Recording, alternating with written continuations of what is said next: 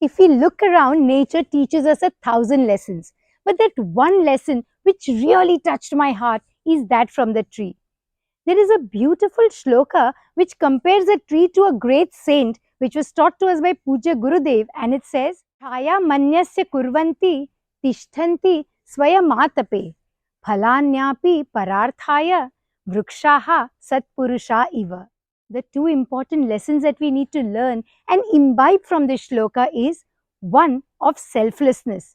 Look at this tree. It itself is standing in the scorching heat and giving me the shade. And the second lesson is that the bigger it grows, the more it gives.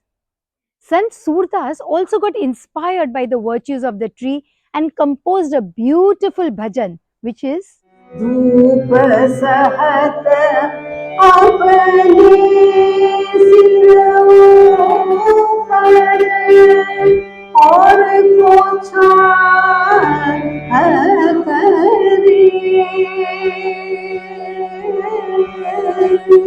बन तू वृक्ष